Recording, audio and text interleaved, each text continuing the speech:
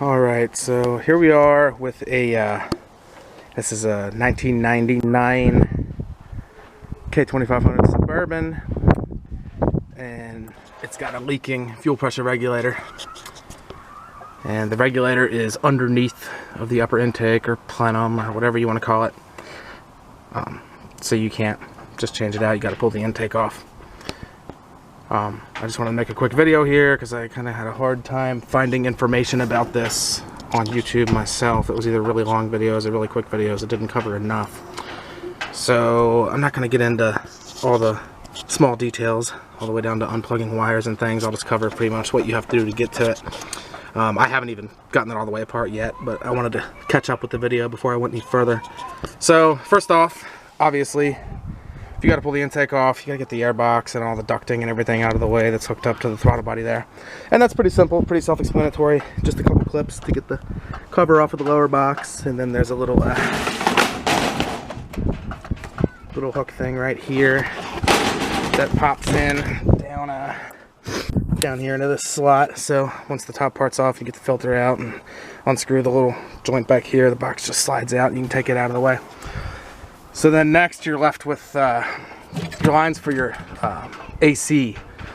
This would be kind of an issue if you have a truck with good air conditioning and you don't want to drain it out. I mean, I guess you could recharge it. This one wasn't charged anyway. It hasn't been working, so I wasn't worried about it.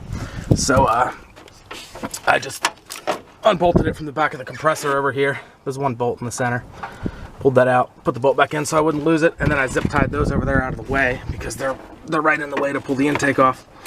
The only other harder part of this is over here, this pipe. I guess it's for EGR or something. It comes off right here. It's got this enormous fitting on it. You've got to hold that one while you break this one loose.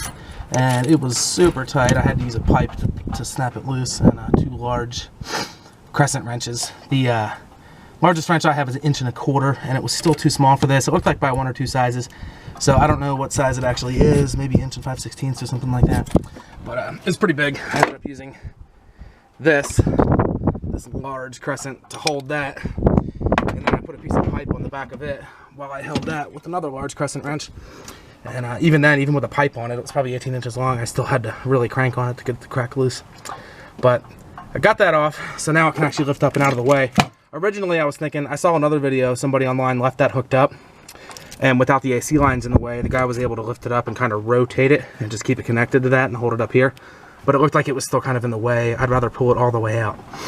So now that we've got that off and the hoses for the AC system out of the way, the other problem is all the wiring coming off of the harness all around the intake kind of gets in the way. So I followed this harness down through here and I unplugged what I could and then loosened it up where I could all the way down. I think the furthest I went was back here behind the alternator. I undid this little clip here that holds the loom right below the alternator. That gave me, 4 or 5 inches or so, enough to pull it up more. And I worked my way up this way, unplugged a few more plugs, and then that way this could actually come back out a little more and get away from the intake. Before, the main part of the harness there was actually riding up above the back of the intake, and you couldn't really get it up without lifting up on the harness. So since I got a few more inches out of that, I pulled that back, tucked it behind there. And then from there, it's just 8 bolts that hold the intake on. There's 4 on each side. You got one here, one right here. Kind of hard to see with all these in the way. Right down in there, and then on this side, it's right behind that fitting, and then one back there on the other side. Same thing on this side, 4 more bolts. And with all those out, it's all loose, so it ought to lift up and out of the way. Also, you got the coil up there, so you got to pull the wire off of that, unless you disconnect the coil from it, but I'd rather just keep it on and pull the wire off. So I'm going to go ahead and get this set up. I'll try to record pulling it off, and then if there's anything else I missed or anything that got caught up, we can see it on video here. I'm sure I missed a few other small things, like this here, the PCV. Got to pull that out on either this side or that side. And a whole bunch of electrical connections and plugs and stuff, but I'm not going to cover all those because that's pretty much common sense. You just kind of got to walk around the outside of the upper intake there and pull off whatever plugs need to come off, whichever ones are in the way. The only harder ones to reach were a couple back here by the coil, but I was able to get them. You got to climb all the way up on there and kind of lay on top of the engine to reach them, but got them all off. So we're gonna go ahead now and try to pull the upper part of the intake off of it, and then we'll see what we got from there. All right, so earlier, this is me speaking to you from the future. I forgot to mention this little EVAP canister purge valve. This also hooks up to the driver's side of the intake.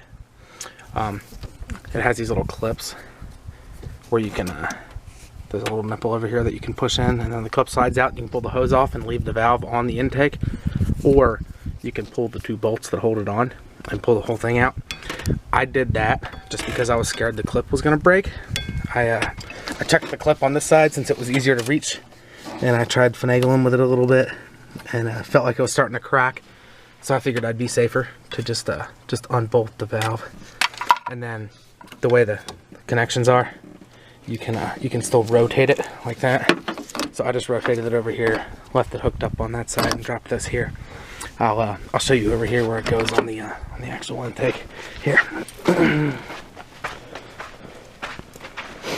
Right here. So that right there is where the pipe for the EGR hooks up, and then right in front of it is that. So it's just those 2 bolts right there. I mean, I guess you could pull the clip and just pull the hose off, but I figured I'd be safer doing it like this and get rid of the risk of breaking the clip. You're not going to break the bolts, so made it a little easier. All right, here we are, we're back. Okay, so here goes everything that I know of that's supposed to be disconnected. Should be. We're about to find out if there's more to do before it comes off.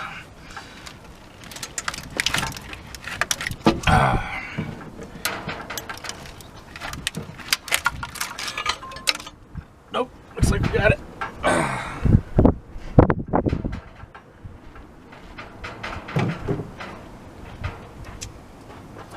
Cool beans. What do you think, Brady? I'm gonna help her over here trying to block wind from the camera.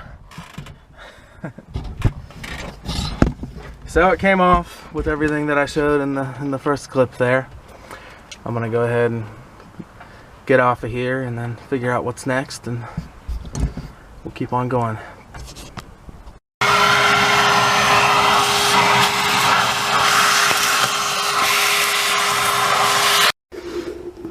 Okay, so now, before I took this apart, I noticed it was pretty dirty and it's all sandy and got road grime and stuff stuck all over where the gasket is here for the intake. So I was worried when I took it off that some dirt might fall in there. Whatever you do, you need to make sure you don't drop anything in there, especially something like a screw or a piece of metal. So when I pulled it off, I took the little shop vac I have, and I cleaned up what dirt I could with the vacuum. I'm gonna go ahead and pull the gaskets off, and then we'll cover up the ports here with the painter's tape or something like that. Then I can lay something else over that just to make sure nothing falls in the engine. The regulator's back here towards the driver's side, underneath where the plug wires come off on the driver's side of the distributor cap. I'll get to that here in a little bit. So I'm gonna go ahead and pull the gaskets off here. This one looked like this side lifted up pretty easy. I haven't really fooled with it since that popped up when I was vacuuming it. Yeah, here you go, look. Came right on up. Hell, honestly, you could probably leave these on and then just put it back together with these ones, but I'm not gonna do that. I'll buy some new ones. So yeah, that one came off quick, no tearing or anything, nothing. It's not like it doesn't look like it's like a paper one where it sticks and you gotta use a razor or a little power tool to clean it up. So I'm gonna pull off the other one. I'm gonna wipe all the gasoline and oil or whatever is on here off the surface, and then I'll cover it up with some painter's tape, and then we'll get over towards the regulator and get it off. And yeah, I don't even have the new part yet, so I'll probably get it all covered up, taken apart tonight, and then swing by the parts store tomorrow or see what I can find on Amazon. Alright, so next what I've done is I pulled all the plug wires off of the driver's side of the distributor cap, and I marked them so I know which ones went where. I didn't mark them for the number of what cylinder they are. I just marked them in order 1 to 4, front to rear.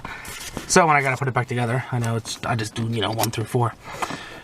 Not the actual firing order, but it's the way it came apart. So, I pulled those off, and I still have the distributor and the cap on and assembled like this.